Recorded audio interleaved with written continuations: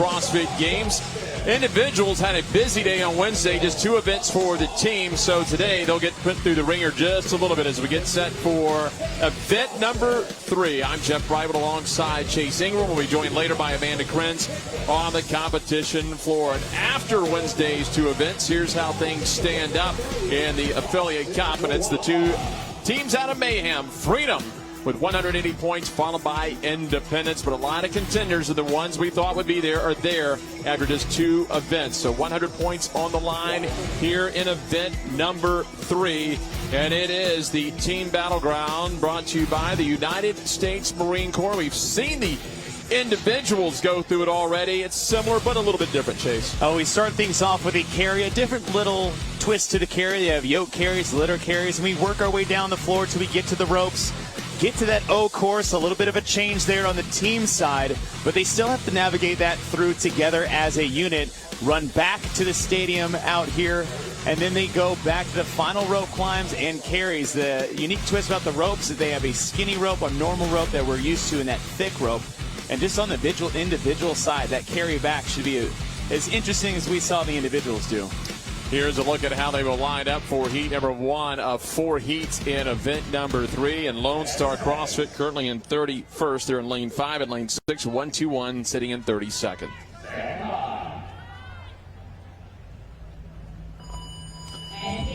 Underway in day 2. It is event number 3, and a pair will carry the yoke, a pair will carry the litter that we first saw a couple of seasons ago in Team Murph. And these are 44-foot sections. If you need to switch it up at any point, you can, but these teams looking like they're having very little trouble going the full 132 feet. I tell you what, I think that went a lot faster than anybody had really anticipated on the way out. And this, in terms of speed is concerned, is that what you want to do is take those litters across the field as fast as you can, because you can come back and aid those carrying the yokes. At this point, each team member must do 2 rope climbs. As Chase said earlier, you'll go the standard rope, then there is a thicker rope. The fat rope is second. You can go in any order if you fail. And what's nice here is that you don't have to wait for your teammates to all complete one rope. You can kind of move through, get your work done, and get out of the way. More of a conga line style than it is a relay style on each individual rope. So you want to put your best climbers first, give your other ones a little bit of a break. The grip's not going to be taxed too much from the litter carry, as you saw it lasted about 10 to 15 seconds. So grip should be good to go. On the way back, however, after that O course, is going to be a little different story. Weather conditions, partly cloudy, about 75 degrees. A nice day to get outside of the gym here in the North Park Arena, the Alliant Energy Center for the Team Battleground, brought to you by United States Marine Corps. And no wind to blow the ropes as we saw the rings get moved around a little bit on Wednesday. That's a better idea to see how thick that rope actually is. And the challenge there is twofold. One, just having the grip to hang on to the rope. 2 is that it challenges the foothold a lot more than a skinnier rope. You're able to wrap your foot around there a little bit with more ease than you do with that thick rope. So teams starting to come off of the ropes. They'll make a left turn, come back to the right as you see out of the stadium, and they'll make their run over to the O course. And we've seen this before in terms of team runs. Most of the runs in the past games has been with pairs.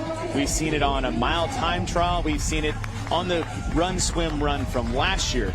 This is the first time we've seen all these athletes have to run together with that rope. And I like seeing the kind of staggered on each side where you're not really going to jam up. And this is more just a transitional piece. You're not really going to win the event on the first transitional run to that O course. So it's more just kind of getting your bearings, getting your feet underneath you. A lot of times it's just get your nerves back in.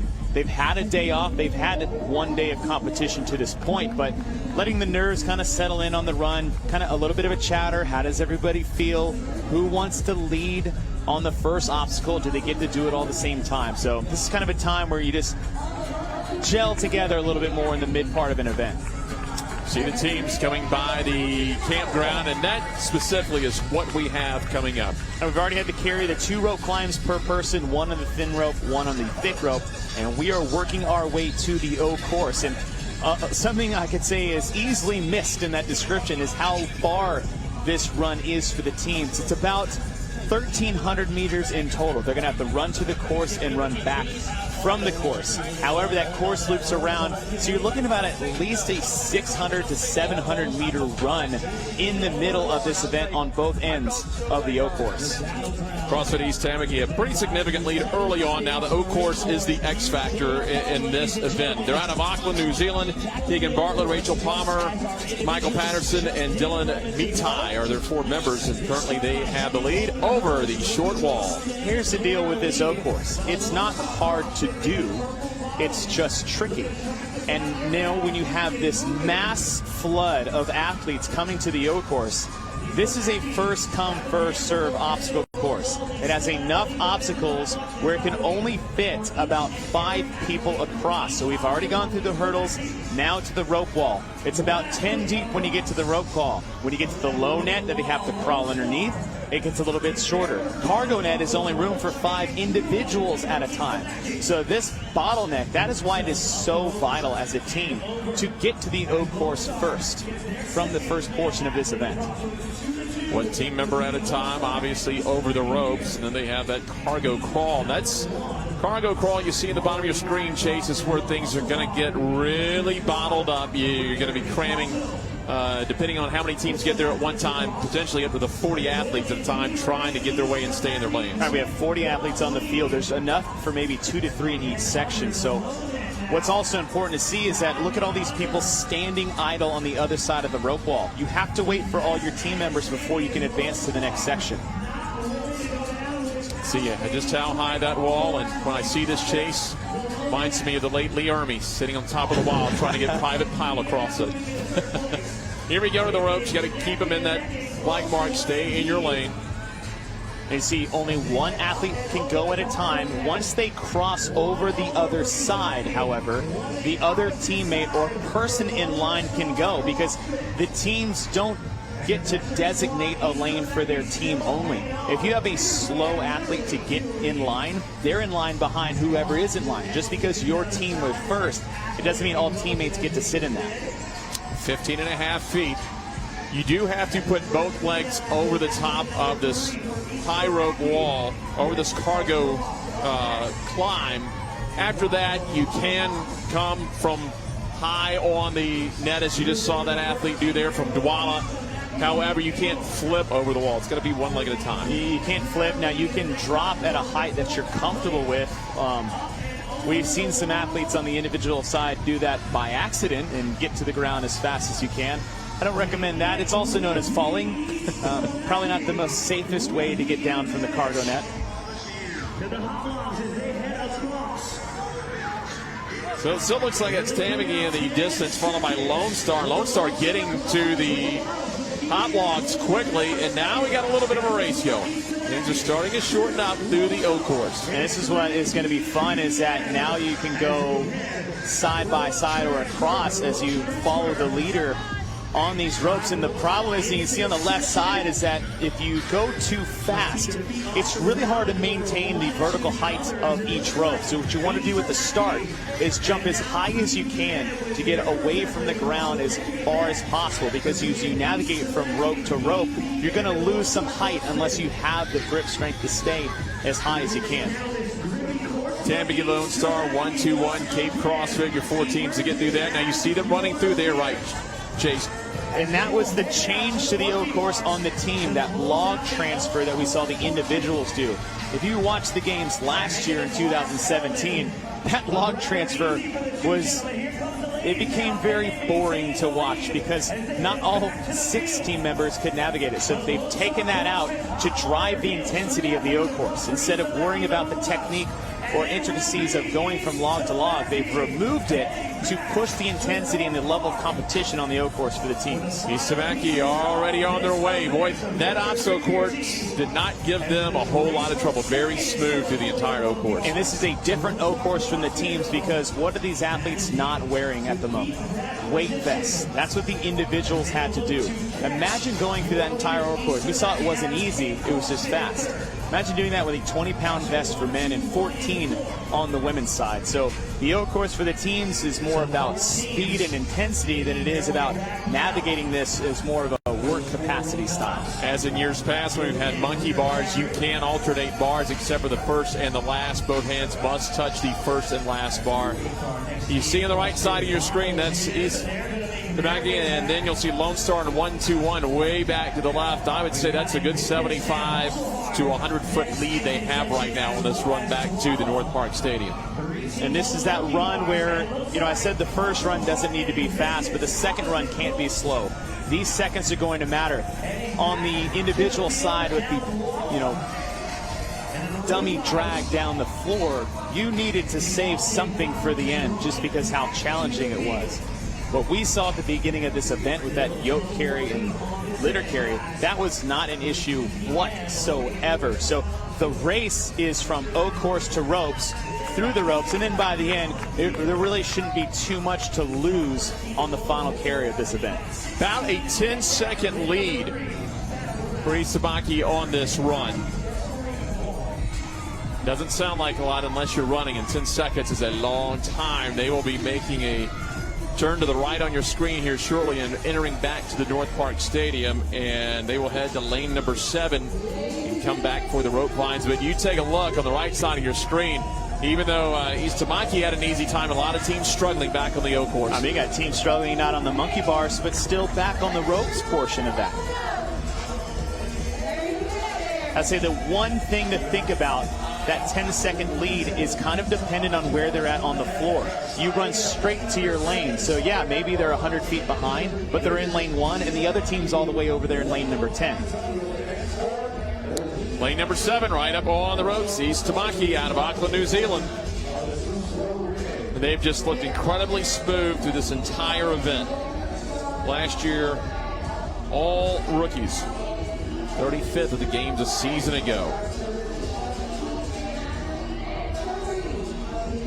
16-minute time cap, they're going to have no issue. You see, you're looking at her hands. So you got to make sure is that you need to control that descent enough to maybe some self-preservation, because it's not a fire pole. You're not just going to slide down there. That'll rip your hands up. It's day 2 of the next 3 we have coming up, so you do need to make sure you take care of yourself. It's not a one-event game. Cape CrossFit right side of your screen, the all blue out of Cape Town, South Africa. They have 1 athlete remaining, trying to make a little run, and they weren't really in our view out of the stadium to start the O-course. They made up a lot of ground on the O-course. Here in lane number 5, forefront of your screen, that's Lone Star, who's been hanging around the top 3 the whole way, but on the litter and the yokes, well out in front is CrossFit East Tamaki. They're going to have the time to beat early on unless they get hunted down. In lane number 3 by Cape CrossFit is at the top of your screen. Now what we need to look at is the last 2 athletes, because the women's side are laboring with that yoke, so you can have an athlete come back and help. Now we've got a race. In lanes 3, 5, and 7, Cape, Lone Star, Tamaki, and it's going to be lane number 5, Lone Star CrossFit. But I believe up high in lane number 3 at the top, depending on who got their chip timer across first, it's either going to be Cape or East Tamaki. It's going to be East Tamaki, got in 11:28.14. Lone Star and Cape will follow.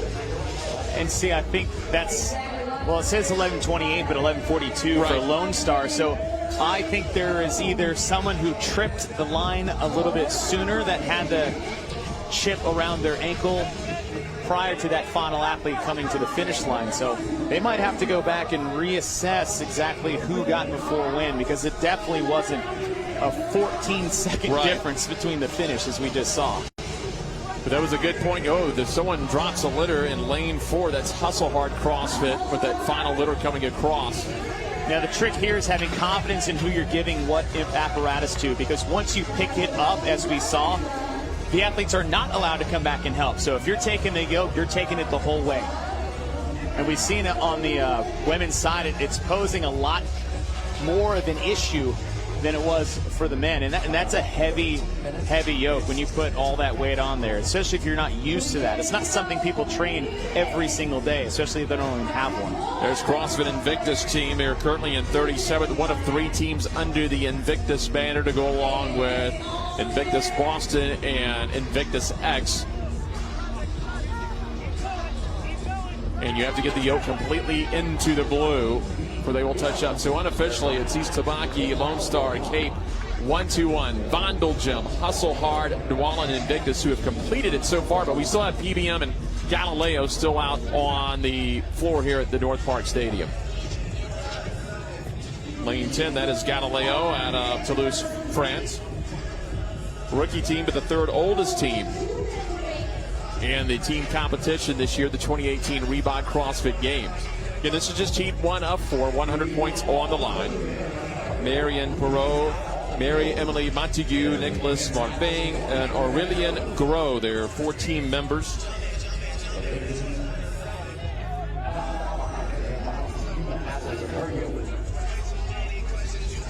Lane 8, CrossFit PBM with the litter and Rescue Randy, but the yokes are well behind.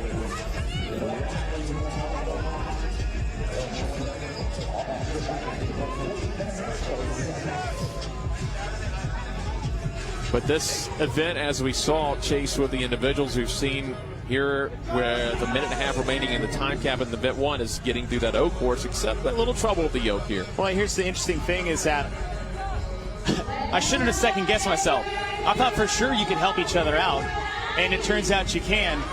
I don't know why the other teammates in the very first part that we saw laboring in the finish line didn't run back there and aid their partner. I mean, just leaving them out to dry out there on the field.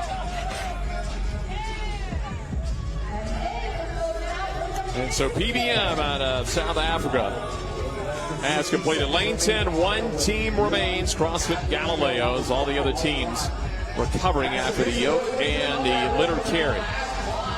45 seconds for Galileo to get this litter and the 2 yokes down, and they're having trouble on the ropes.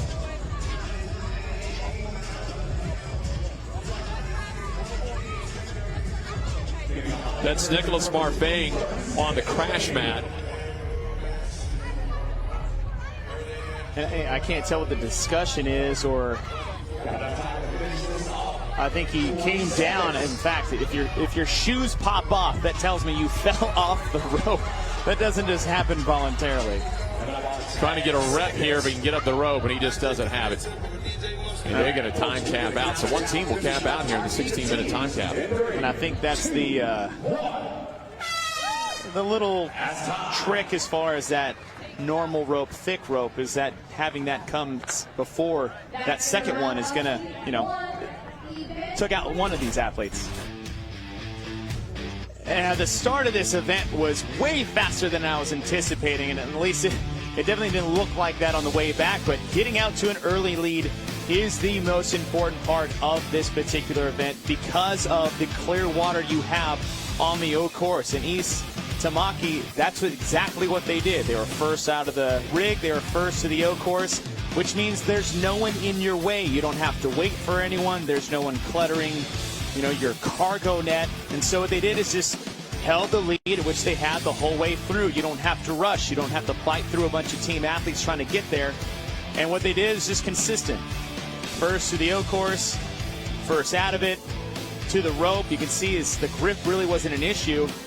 The one thing I would have liked to see more of is some more, you're standing next to your athlete as she walks through. She already put it down twice. So a little bit more teamwork, hopefully we'll see in future heats for the end of that event. Unofficially, East Tamaki with 11:28.14, but we will wait and see if that changes due to maybe some chip timing. But they have the early lead with 1 heat down, 3 to go here for the 2018 Reebok CrossFit Games.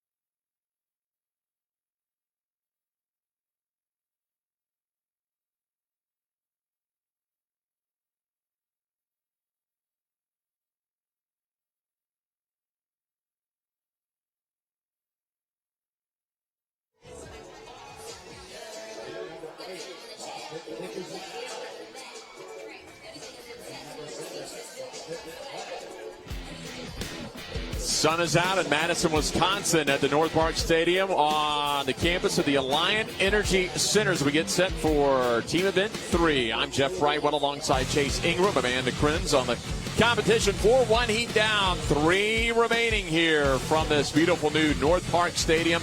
Here's what the Battleground by the United States Marine Corps looks like. Sprint across the floor, climb some ropes, and the all-important run to the O course to get yourself ahead of the field. They'll do that horseshoe loop around the O course before they make their way back to the run and to the stadium. Once they return, it's the same thing but in reverse. They'll hit the ropes, they'll go back to the carries until they cross the finish line. As far as the carries concerned, you've got yokes for the teams and a litter carry for each pair. Well, they've got 2 things. They're going to take down the field. With more on that, Amanda, tell us about the litter and the yoke. Well, the litter carry in particular, guys, I'm going to spend my time on that one, has Rescue Randy lying on it. Rescue Randy weighs 160 pounds. He's wearing a 20-pound vest, and he's got 2 plates underneath him for an extra 90 pounds. So with this apparatus in particular, 275 pounds, athletes have to get about 3/4 down the length of this competition floor. And not just to mention that, they've got the yoke behind Amanda as well, so they'll switch off. And Rescue Randy looks pretty relaxed out there, but these athletes won, especially on that second one. Here's how they line up. 21st place in lane 5, CrossFit Asana out of Norway. In Salt Lake City Black, your 22nd place team. We're underway, and boy, Chase, in Heat 1, we saw this. We thought they would labor down the field through 132 feet to start the event, but they just raced down it as they are again. Well, they do in the first part of this event, but we did see some of that laboring on the second part of this event. And as a teammate, you need to look back and see how your final athletes are navigating the yoke, and that should tell you I'm either going to go help them now, or I'm for sure going to go help them on the next part when they try to finish this part of the event. Here we are in lane 7, CrossFit Athletic out of Brookvale, Australia. They'll start out with a standard rope. Chase, they then move to that thicker rope. So each athlete will climb the rope 1 time for 8 total rope ascents. Each athlete doing 2, 1 at each thickness. That second rope, as you can see, that's the original one we're all used to in our affiliates and at the games over the last 11 years. But that thicker rope we saw back in 2014 to that thick and quick event, and that posed a major hurdle for a lot of athletes. Luckily, it's only 1, but it's that return one. We even saw it blow up one of those athletes on Galileo in the previous heat. So each athlete will have to make it through the regular rope, then the thick rope, before they can all 4 grab that 10-foot rope you see laying on the ground by CrossFit Asana. Here's a look at that close-up of the thicker rope. And it's a lot like the difference between using a traditional barbell in those axle bars. If you want to try to see the difference, it's kind of hard to tell on camera when it's hanging there from the rig, but think of a traditional barbell and then one of those axle bars. That's what it feels like. Well, it's time to go on a field trip, so hang on to the rope. You've got to have 2 athletes on one side, 1 on the other. They have to alternate. Backcountry in the black tank tops on your right. That's athletic, the 2 shirtless males, and the females in the blue tank tops. And we're going to have a race here, Chase. This is going to be fun. We've got 5 teams all bottled up coming out of the North Park Stadium. Well, we didn't see this type of urgency in heat number 1 because I don't think they saw the value of sprinting out to the O course. Once you've got to take a look at that, now you know the value of getting there first. So we've gone through the yoke carry, the rope. We do have about a 650-meter run to get to that O course, and that's that middle part of, I would say, this pyramid chipper as we go from the O course back to the run. The value is getting to the course first because you don't want people in your way. You can't advance to the next obstacle without all 4 team members doing it.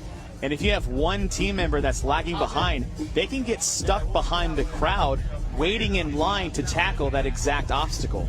You have 4 teams in the lead pack, so you've got 16 athletes kind of bunched up. There's one right behind them.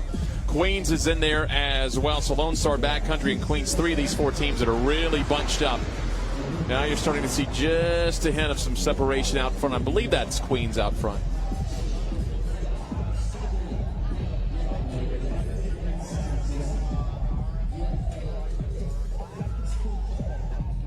And it is CrossFit Queens. They have gotten just a little bit of separation out of Astoria, New York.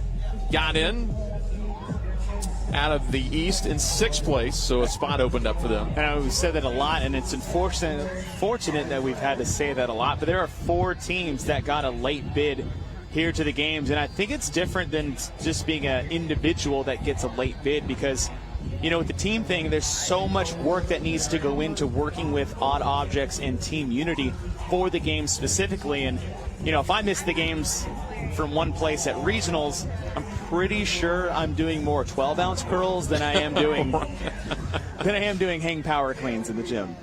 Well, just a logistics chase, too, of getting your other 3 team members, now make sure you get time off from work or school or whatever you have to do. They're thrilled to have the bid to get here to Madison, though, there is no doubt. And this is where the waiting game comes into play. You have about 10 ropes, so there's enough lanes for all teams.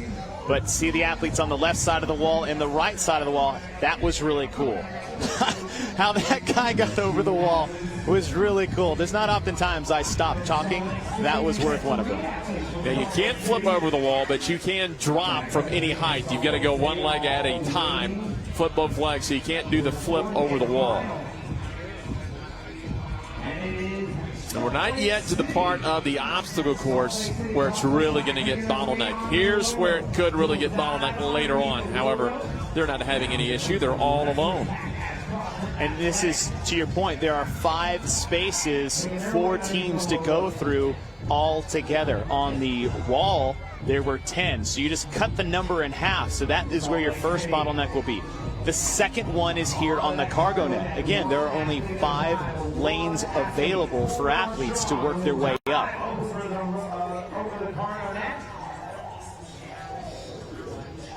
And again, we learned, hopefully the athletes learned a few things from watching the O course a season ago, and most athletes look like they are on their hand grip holding the horizontal portion of the cargo net, or the vertical, not the horizontal where it drags back down. If you're holding the diagonal, you're in some kind of trouble. Yeah. If you're like, what about that diagonal rope? You are probably hanging from your foot, dangling on the cargo net. Now they'll have to wait in the landing area here for all 4 athletes to make their way over the net before they can move on to the next set of obstacles. There's those logs we've seen in the past this year. They're supposed to touch every one. Last year, you could make the traverse in a couple of steps. You could do it. They wanted to touch every log this season. And it's basically, once you come off of the North Park Stadium, as you see them hit every one, it's a first come, first serve, choose your lane on the O course. Get there as quick as you can. Salt Lake City, CrossFit Black.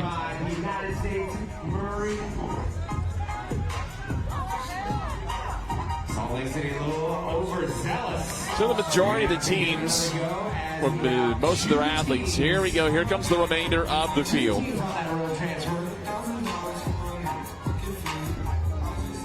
Now this is the tricky part, because obviously the object is to get through the O course as fast as possible. This is one of those pieces on the course that if you are not taking your time to be very deliberate with what you're doing, all you're going to do is drop. Now if you drop, you have to get back in line. Your team doesn't hold that place forever. So if this front athlete on the very far side hits the ground before he goes over, he's going to have to get behind another team waiting in line on that obstacle. Chase, I believe CrossFit Max Pols out of Norway has made a big move on the O course. And that's the thing on the ropes, is that it's so tricky to navigate through that it's one of those that you can actually lose a lot of time on if you're not comfortable with it. Max Pols on the right side. That's the females in those white tights. So we go back to the rope traverse, trying to get through this. Backcountry has exchanged the lead a couple of times as well. And that's the obstacle that was taken out by Dave Castro, trying to prevent that bottleneck. So quickly, some teams back on the run on their way back to North Park Stadium.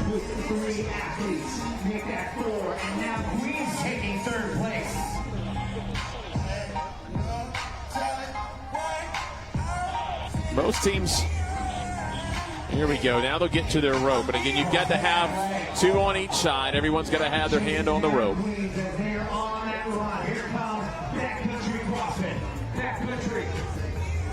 So backcountry, staying up front. Max Poles as well. So Max Poles just ahead of them. And Backcountry was ahead of Max Poles. In fact, we weren't talking about another team until that very last obstacle, when Max Poles went through that rope traverse a lot faster than any other team out on the O course. So you have two teams leading in front with Salt Lake City Black and Max Poles. And I think to the credit of Max Poles is when you look at, you kind of talk to their athletes, and they're all kind of grinder athletes, and that's what type of event this is. It's one of those that, you train so much inside your gym. What are you capable of doing outside of it? And that's kind of the whole point when you think about CrossFit in general. It's like, I don't live my life one barbell at a time. It's I do everything inside the gym so I can do everything outside the gym and just make it easier. And that's the type of event, and that's, I think, when athletes look back and see what the most fun one is, probably the odd object ones you don't really get a chance to do on an everyday basis. Salt Lake City CrossFit Black trying to pass, but it's hard with a four-person team, and you're holding on that rope because remember, as they come into the stadium, which they're about to do, Max Poles is going to have that very first lane number 10, when they enter the stadium. So even though it looks like Salt Lake City's right behind them, they're a little bit further, actually a few seconds behind them.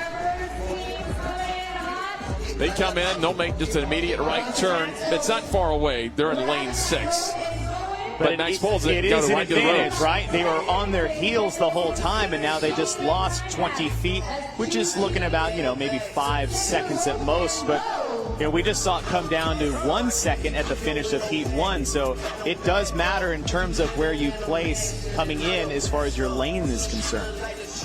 Now, it is even. They had to run from this position to get out. So it's not like they have an advantage being in lane number 10 on the right side of your screen, because they had to run all the way across the field to get to the O course to begin with. So they start on a thick rope, then go to the standard rope on the left side of your screen. Marie Rodmo out of CrossFit Max Poles in Trondheim, Norway. 16th season ago here in Madison, Wisconsin. On the right side of your screen, Salt Lake City CrossFit Black in the light blue shorts and tights in lane 6.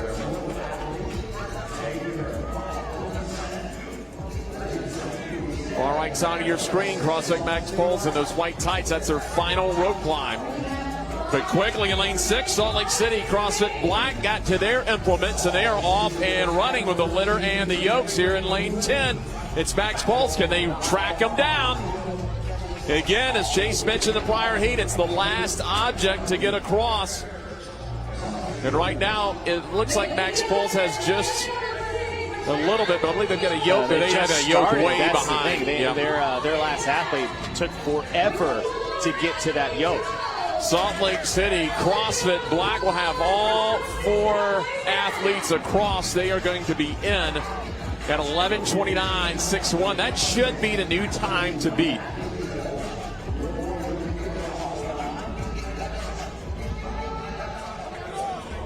And that's Marie Rotmo again on that yoke.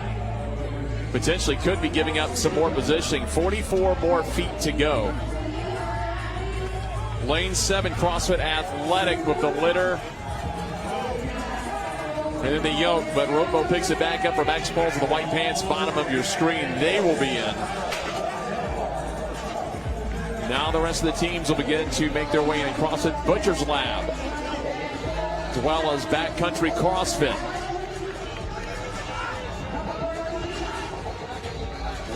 I think the time is being triggered by the chip timers as well, not necessarily that final athlete to get the equipment across. Kind of a nightmare for the scoring system for our buddies over there behind the scenes, because the athletes do need to stay in the blue area because the cross time is the reds and it's so close. And what you see some of these athletes do is, you drop the yoke, you take 2 steps forward, trip the timer. And so a lot of these times are definitely unofficial in terms of what team finished before the other in total. Lane 1, CrossFit Norte Redondela. At the very top, we'll have all 4 in, as well as CrossFit Omnia in lane 2. Got a 16-minute time cap, so about 2:45 remaining. Final yoke, bottom of your screen for Superhero CrossFit. You knew them as Fraternity in their regionals.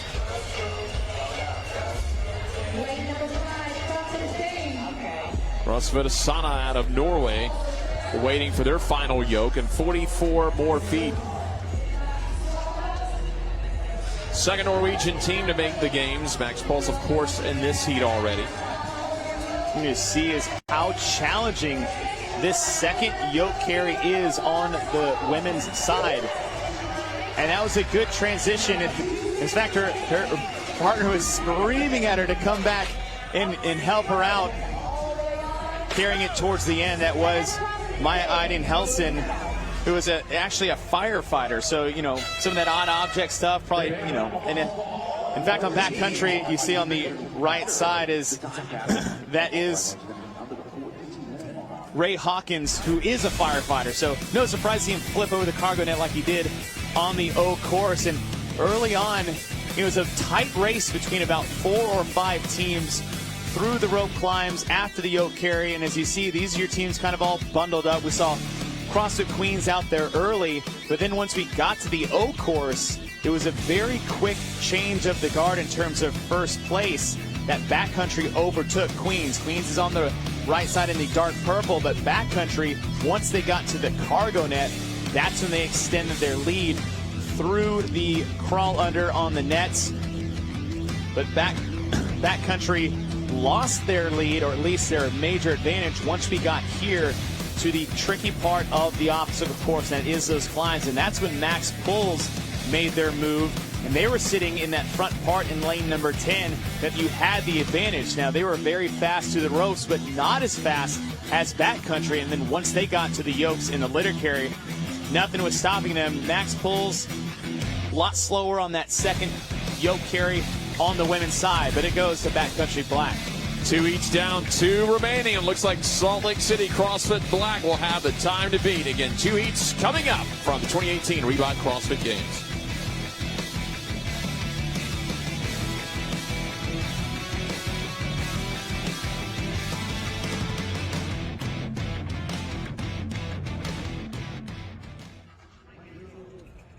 Break it down.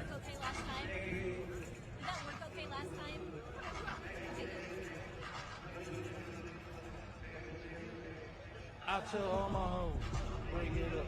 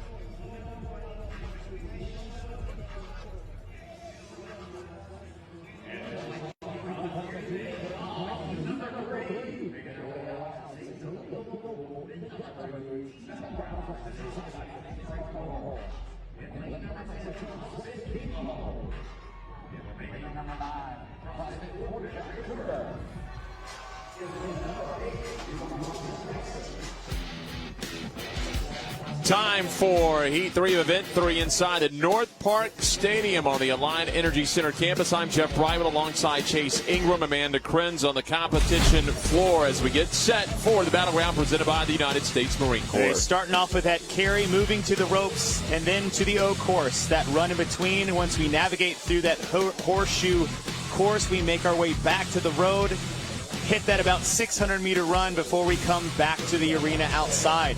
Climb the ropes one last time, and then that all-important carry towards the finish. And what we've seen is that if the women can handle the weight, you're going to have a successful finish. We've seen them carry Rescue Randy and the individuals. They are carrying him on a litter. Amanda Krenz on the competition floor. Tell us about Rescue Randy. This is Randy right here, everyone. Meet Rescue Randy. He weighs 160 pounds. He's got a 20-pound weighted vest on, and this litter is also holding, tucked underneath Randy here, 2 45-pound plates.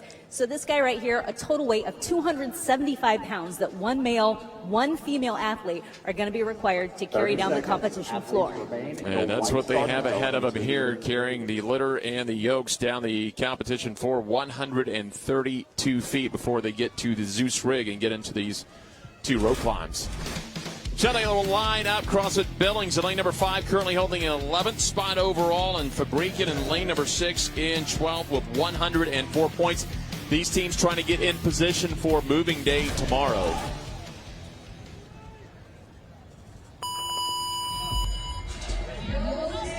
So when you carry the litter, as we saw the athlete breathing, Chase, you saw CrossFit Kilo pick it up.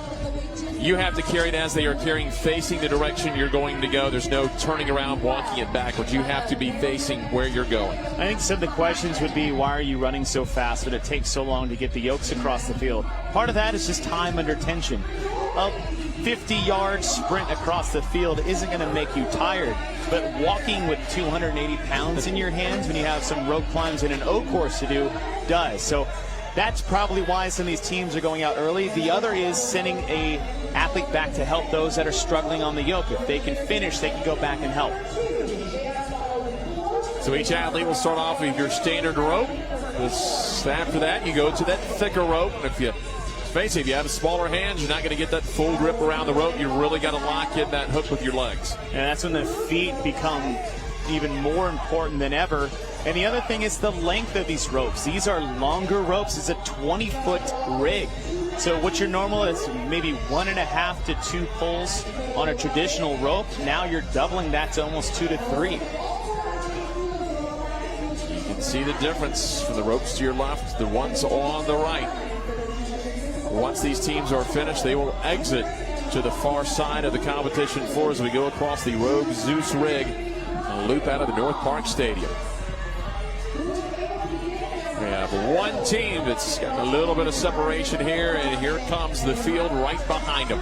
They'll have to pick up that 10-foot rope. That's CrossFit Raw. They'll have 2 on one side, 2 on the other. We saw them in the Atlantic as Maria Litweiler, Danielle Seidel, Chad Blanchard, Nick Cherish. They're 4 team members. When you got some tall, strong athletes on CrossFit Raw's team, I just remember them in the past and like the games back in 2011 and 2012. They just had massive athletes on their team. So CrossFit Raw is traditionally known for having big, strong athletes. But you look at these, loves rope climbs, loves gymnastics, loves muscle-ups. Things like that come into play when you're looking at an event that has a lot of grunt work and grip. They've already finished through their yoke, litter carry, and the 2 rope climbs. They have about a 650-meter run as a team to the O course. And what the most important thing is to get there first. The advantage of having no one in your way cannot be overstated enough, which is why I've said it 1,000 times since we started this event. But getting there first, or at least in the top 3, is so much more important than worrying about starting too fast.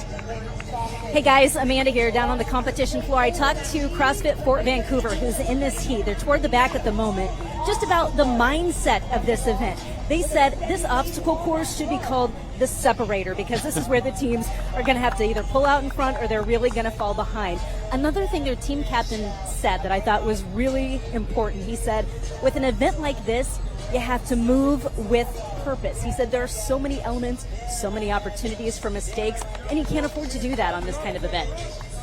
And you were talking to Adam Knifer, who you and I caught up with earlier this week. He's been at every games And if there is a coach on one of these teams, that's the guy to listen to. Oh, absolutely. I mean, you think about experience at the highest level for the longest amount of time, a decade on this team for Fort Vancouver. So again, Raw's got a pretty significant lead right now. We'll see if that closes up as they hit the O course. Now, this really isn't the troubling part of this course. You're just hopping over some short walls and some hurdles. But what is necessary is when you get to the implements that require a little bit more technique, and that's the first one is this rope wall. It's not necessarily about going fast, because if you try to race up too fast, you'll lose your footing. If you don't get high enough before you grab the top part of that bar, you're making the pull a lot more challenging.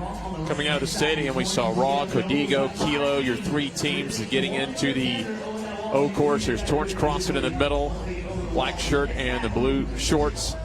Now hand over hand to get up this rope wall. You again, can't flip me to go one leg at a time. You can drop as far as you want to, but it's 15.5 feet high to see just what that looks like looking down. You walk up to it, that doesn't look so bad, and then you get up to the top of it. All team members have to wait till they're all complete before they advance to the next obstacle.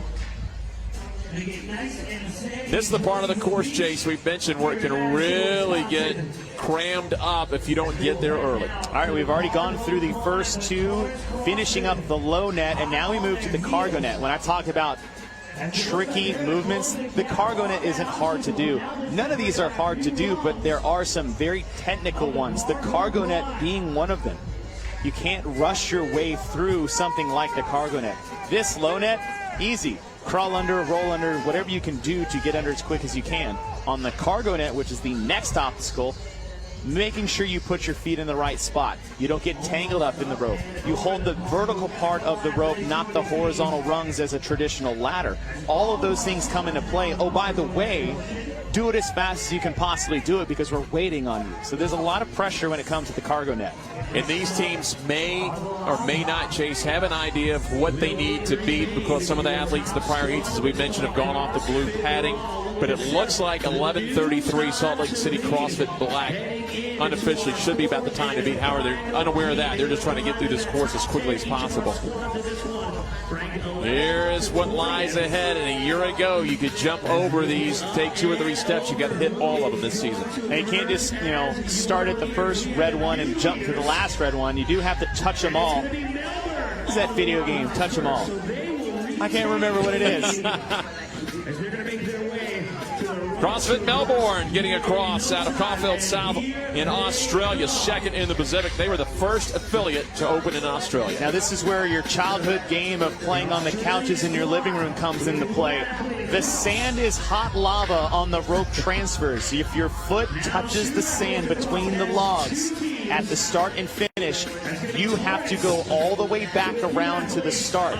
The problem is that look at these teams that are now waiting in line for athletes to traverse through this. You can't get there unless one athlete is already through. So if you come down, you might be sitting there for at least a minute or two in that pileup. What a great move there by Raw. That was either Chad Blanchard or Nick Cherish who jumped extremely high on the rope. As you mentioned, Mitch, miss that hot lava and stay up high.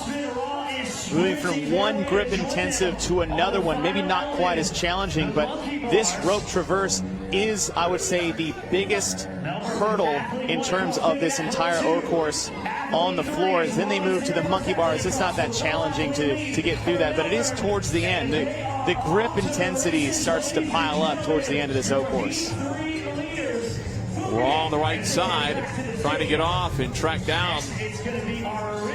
As they are falling a little bit behind here, they're going to race to the rope, pick it up, and they're going to hold that rope till they get back to the North Park Stadium.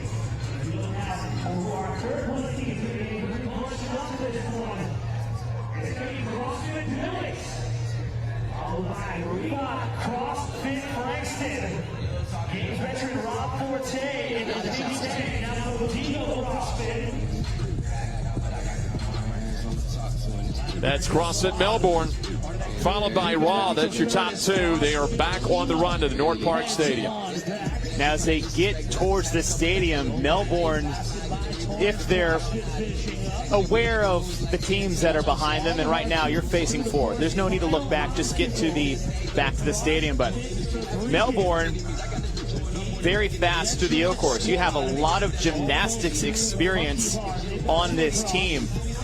Penny Kemp, Jamie Goodwin, gymnastics is one of their favorite. Oh, by the way, they love grunt work as well. So no wonder they flew through the O course. Raw, however, can climb ropes almost as good as any team out here on the floor with all of their athletes. So Melbourne needs to make sure they get there with enough time to stay ahead of Raw. And you just saw what they're chasing. Salt Lake City CrossFit Black 11:33, Capes 11:45, Tamaki in that first heat was 11:46. So if they can get in and finish event 3 in under 12 minutes, they're going to have a top 5, but they're going to try to chase down Salt Lake City CrossFit Black. And they've got about 2.5 minutes. They've got to get in the stadium, get the ropes, and get all the equipment back to the other end of the field. Now, this is one thing I just saw. She's not quite doing it now, but Danielle Siddell on the right side for CrossFit Raw was dragging all 3 of her athletes to try to get around Melbourne. She was literally pulling them by herself.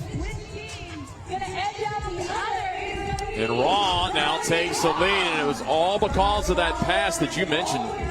Well, it is important to get ahead, and look at on the right side. Raw is behind. He got a little stuck here on the side, so what Siddell did is that she ran to the right, and look at her tugging in behind the team, just pulling her entire team to try to say, get your butt in gear and let's get around this group. And that's going to be up to the rope climbs, and the litter and the yoke carry to the far end of the field. They've got about a minute and a half trying to get 11:33. And that looked like a very labored rope climb by Danielle Siddell, who is fantastic at this movement in general. In legless alone, so being able to use your feet, I mean, I can't imagine doing a legless climb, that thick rope. It might be impossible. Of course, I say that and it'll be programmed at the games next year. But seeing the challenge that it poses doesn't instill a lot of confidence in the other athletes if they know how good she is and how hard that might have been. Raw 21st in event 1, a 16th in event 2 on Wednesday. They are on the right side of your screen. And again, Melbourne on the left side of your screen. That's your top 2 here in heat number 3. And they are under a minute, about 45 seconds remain to get that time to beat. It's a 16-minute time cap. Now, they do have time to get through that, but it all comes down to how will your final female athlete handle this yoke carry. Melbourne is out in front in the middle of your screen in lane number 7, that first yoke. And the litter, and up high in lane 2 was Raw, but here comes Melbourne, the litter. And again, it's the last piece of equipment. Both yokes have to be across, and we only see 1 yoke right now for Melbourne, but we see 2 at the top of your screen by Raw. And that's Danielle Siddell carrying it towards the end for her team. Unfortunately, it's Jamie Goodwin for Melbourne, who is, you know, she's just a small athlete. She did great through that, but to match up with someone, you know, you're 5'1", 135, going against someone who's 5'10", 150, it's not going to happen when you're talking about a heavy yoke carry. So unofficially 11:24.2 for Raw. They will have the event lead with 1 heat remaining. And that's a finish that Raw needed, sitting after a 21st and a 16th overall with 90 points. Now the rest of the teams flooding in. Bottom of your screen, CrossFit Fort Vancouver, their second yoke in lane number 9. CrossFit Seoul Miami then at 12:06, Torrance at 12:09. Top of your screen, lanes 1, 3, and 4. Codigo, Seoul Miami, Torrance. Again, believe some athletes may be triggering that chip yet again. So we see him collapse across. Just get me out from under that yoke. Codigo, very top of your screen. They are in with Seoul Miami, who is now in. Well, all 4 of their athletes. About 12:44. Now back to the bottom of your screen. That was Kilo CrossFit. Lane 6 on the forefront, CrossFit Fabriken. Out of Malmö, Sweden, 4th in Europe. And probably switching here, Chase, more to help out with the yoke than really the grip on the litter. That shouldn't be that big of a deal. I think the yoke's where they need to switch out. The litter really hasn't posed much of an issue at all. It's maybe more of an annoyance than it is actually a hard test for these athletes. But this final yoke carry on the women's side is proving to be that kind of, we'll say, linchpin of the event on the team side. Karen Deek calling back Philippa Firm. Deek, a games vet, Firm, a three-time teen athlete in the games. Smart play, just share the load. Don't try to take it. If you're dying out there, just get a few feet and switch off. And the problem is that swinging back and forth, and what usually is the cause of that is athletes will be in such a hurry to start moving that they will step forward as they stand up. When you're using a heavy yoke, you need to stand up, secure the yoke before you start moving forward, and that'll limit the amount of back and forth you'll have swinging on that. So CrossFit Fabriken is now in. And everyone is in Heat 3, but it's CrossFit Raw who made the nice pass coming back to the North Park Stadium, and that really paid off. But they are your overall leaders of one heat remaining here in the Battleground, presented by the United States Marine Corps for the 2018 Reebok CrossFit Games.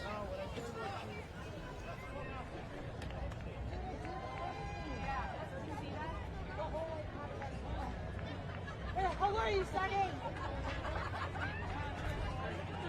Looking for your eyes.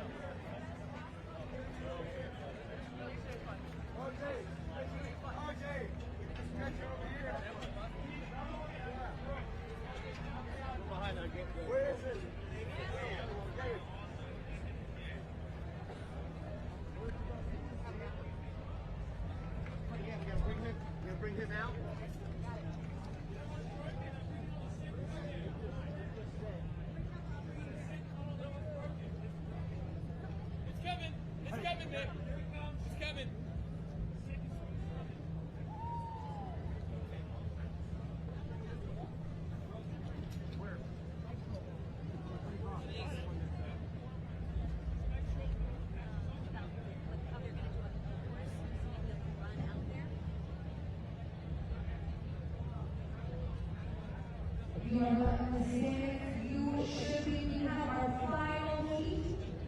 Your top 10 teams coming into net number 3, Team Battleground, presented by the United States Marine Corps.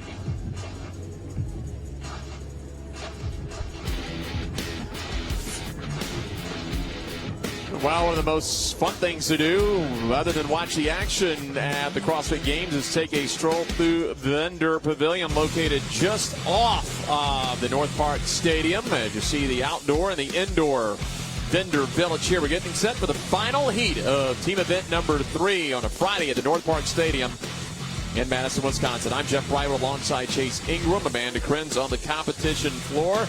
And so, one heat remaining, and it's how it stands. So the two Mayhem teams, 1 and 2, with Freedom and Independence. But there are your contenders, OC3. Wanting to get on the podium this year. They are just off of it right now. Here's what they have, the Battleground, presented by the United States Marine Corps. We have this nice odd object kind of grunt work event. Get outside the gym and move some new obstacles.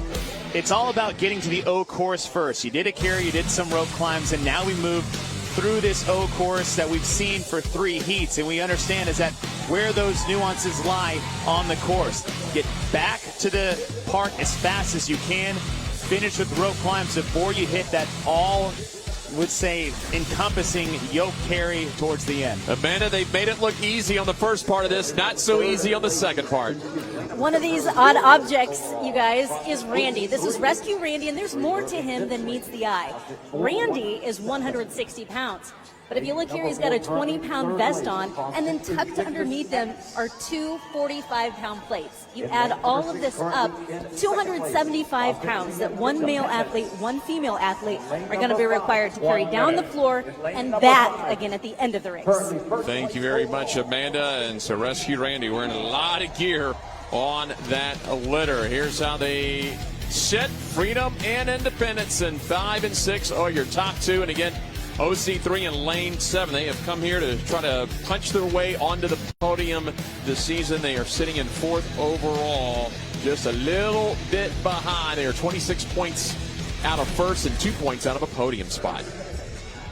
I was talking to some teams that got to practice on the O course yesterday, and I go, how did it go? They didn't even talk about their own performance. They went, Mayhem, both teams looked real good out there. So that doesn't bode well for some of these teams hoping to split up that 1-2 podium spot. There are a few events every season, Chase, as these teams prepare to start.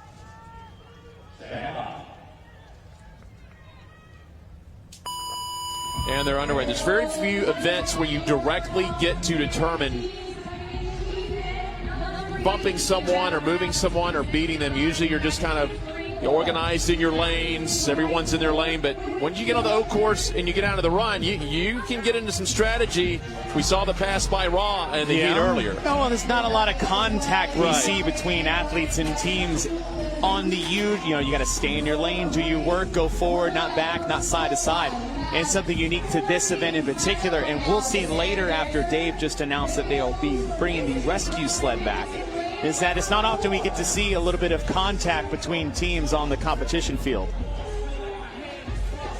Just like the prior 3 heats, no real issue moving the litter and the yokes down. Don't expect them to. They'll go with the standard rope, then the thick rope. Each athlete will perform 2 climbs before they get onto the run.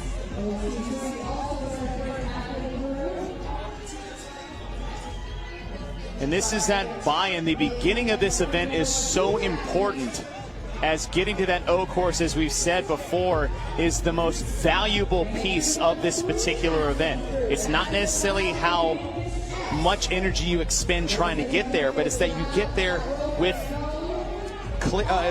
no one in your way, because there are so many stops and breaks on the O course. You can catch your breath while you're waiting for teammates to get through this. So Mayhem just a little bit behind, sitting in 2nd, behind Reebok CrossFit 1. But that's exactly what these athletes needed to do to make sure they got to the O course at least with some room to move, as opposed to getting behind the rest of the pack. And it looked like Mayhem Freedom got off the rope first, but Reebok CrossFit 1 closer to the turn on that run. And here they come out of the North Park, followed by 417. So your top 3, Mayhem Freedom, Reebok CrossFit 1, and CrossFit 417 coming out of the North Park.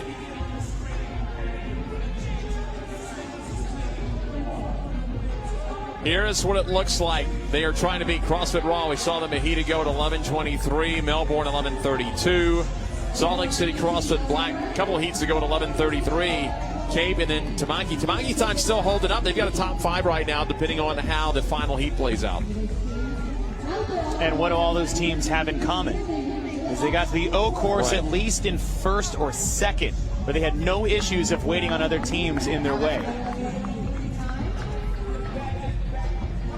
So side by side, Matt Hewitt in the white shirt to the left. There's Spencer Hendel on the right, leading Reebok CrossFit 1. Now, one thing these teams need to be wary of is after they've gone through the first two parts of this event, you have that 600-meter to 700-meter run to the O course, which is the middle part of this event, is that there is still some communication going on between the four athletes.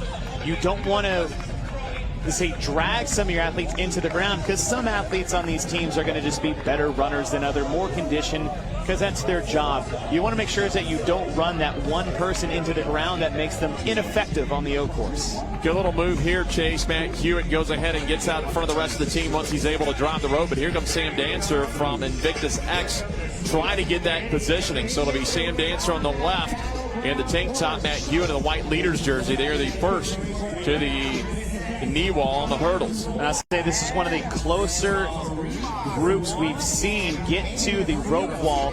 This is the second portion, so they just finished the hurdles. Rope wall is the second part of this. Now, there are enough ropes for all teams in this portion of it, but beyond that, the low net, the cargo net, there aren't enough lanes for everybody. So it's kind of like musical chairs in a sense. It's a first come, first serve when we get to these later obstacles in this O course. Have to get over this wall, and again, you got to go one leg at a time. You can't do the flip either on this or the cargo net wall that we'll see here shortly. And then just lower yourself or drop into that pit of sand. You got to stay in the landing area. All four teammates are across. Now here it comes, the cargo net. You have to crawl under, and if you're not up front, here's really where it gets log jammed. And you see that there's 5 sections to crawl under. Now you can go side by side of your teammates, but it's really going to be a challenge to get the whole team if there's 5 or 6 teams lined up to get in there. Matt Hewitt in that white jersey in the middle of your screen. Those are your leaders, Mayhem Freedom. CrossFit Pro 1 a little bit behind. They've got some space, but if they start to catch up, they're just going to run into the mob. And it's about that easy speed when it comes to the cargo net, is in making sure you have your footing, you have your grip. The last thing you want is to have a slip down the net, because look at the right side. You see those athletes that are in line? They have to wait. And once you get in line, you can't cut the line. Just because your team has 3 members in the lead doesn't mean you get to go to the front of the line. You have to wait behind the rest of these athletes. They'll make the turn, then we'll start to see some of the ropes. And again, the rope traverse is part of this O course, but the rope swing, Dave Castro determined after we get off these hot logs, didn't want to get that log jam and make the flow a little bit more fluid. Once they finish this high cargo net, they'll move to the step logs, and just that one's just about making sure you don't fall off. You're not going to lose a lot of time. You're not going to lose your positioning, although there aren't 10 for the 10 teams that are out there. There are only 5, but this isn't a difficult portion of this, but it is a technical portion. So it's Mayhem Freedom and Reebok CrossFit Run. Your leader still is Matt Hewitt in the white, and there goes Spencer Hendel in the black. I really loved Matt Hewitt's takeoff, is that he jumped very high to make sure that, you know, you are going to drop a little bit down the rope. Austin Maliolo was cutting it pretty close there towards the end of that rope swing, but they are navigating through this very quickly. And what I like is more that side-to-side strategy, where you're climbing, reaching for one rope and going to the next. You see Rich skip a rope as Tasia Persevich is just trying to get off. So Reebok CrossFit 1 and Mayhem really not separating themselves on the rope traverse.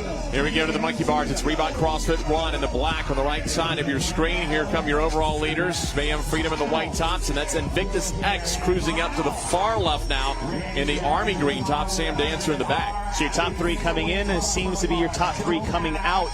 Now what's important to note is that Mayhem Freedom is in that middle lane on the competition floor. Reebok CrossFit 1 is in lane 2, which is almost all the way on the other side of the field. So they need to make sure that they keep pushing the pace, because they're not as close to Mayhem Freedom as they think. So these top 3 have kind of switched up. Mayhem Freedom first off the ropes. It was Invictus X that actually got onto the O course first when Sam Dancer sprinted.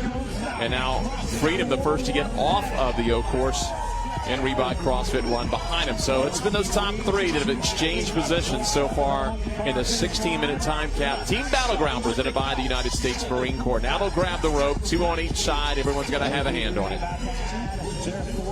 So making sure we get back to the stadium with enough room ahead of these other teams. Reebok, CrossFit 1, and Invictus X are chasing them down. Now, Invictus X is the closest to them. They're sitting in lane 4, Mayhem Freedom in the lead in lane number 5.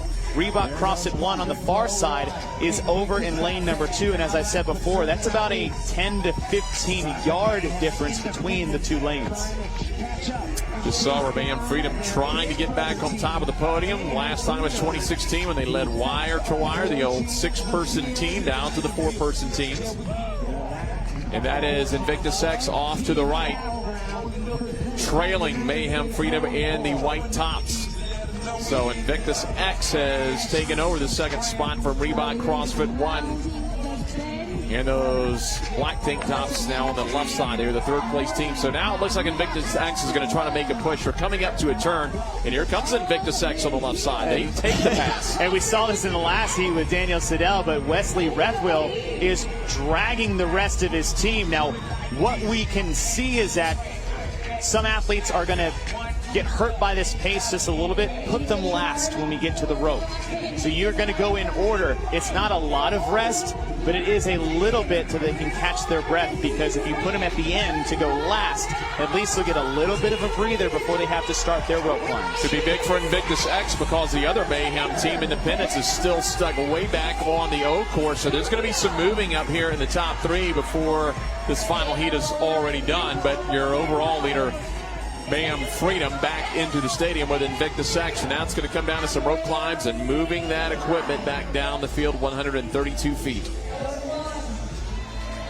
Reebok CrossFit 1 in there as well. So that's been the 3-team race. Reebok CrossFit 1, Mayhem Freedom, and Invictus X here in Heat 4 of Event 3. And that's why it's so hard to beat CrossFit Mayhem at the games, is because you have these teams always throwing punches at them at different parts of the weekend. Okay, Invictus X is challenging you in event number 3. And then another team challenges you in event number 4, but it's never the same team. That's what Wasatch did last year, is they took events from Mayhem. Here, now Wasatch is gone, is that Mayhem's biggest weapon isn't necessarily Rich Fronin. Mayhem's biggest weapon is their consistency from event to event. They don't make mistakes. They don't have bad events. So if you want to beat Mayhem at the games, you're going to have to be perfect, because there's not enough teams to sit there next to you and help get in between you and Mayhem. Well, the litter's up for Mayhem Freedom in the white, and right behind him, Invictus X. It's going to be Mayhem Freedom on the left side of your screen, Invictus X on the right side of your screen. Again, it's got to be that final piece of equipment, the final yoke. Now you got to look at the backside. Tasia Persevich versus Jen Dancer. Tasia's already dropped it once. Dancer drops it once. Tasia is able to hang on towards the end. Mayhem Freedom's going to hang on to first place overall with 100 points and the event win unofficially. Here comes Invictus X. They will get 94 points. And Reebok CrossFit 1 should get in there as well. Their final yoke coming across the top of the screen. So Reebok CrossFit 1 is in ahead of the prior team to beat, time to beat of 11:23. So it's going to go Mayhem Freedom, Invictus X, Reebok CrossFit 1. And Reebok CrossFit 1 came in 7th with 126 points. So that will help them out tremendously, because Independence still out on the course. Don't Stop comes in. Don't Stop was a little all over the place on Wednesday, kind of as we expected, but they were looking forward to the O course. And 417, one of the first teams out of the stadium, now making their way in.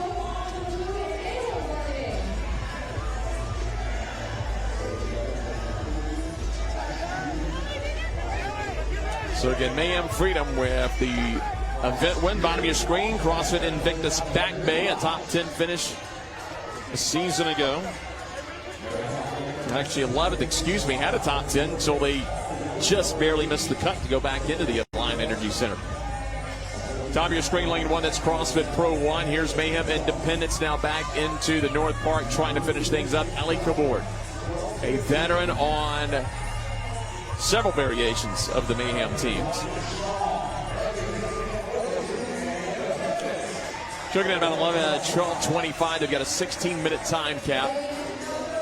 Lane 1, CrossFit Pro 1 will have their second yoke, and they are across.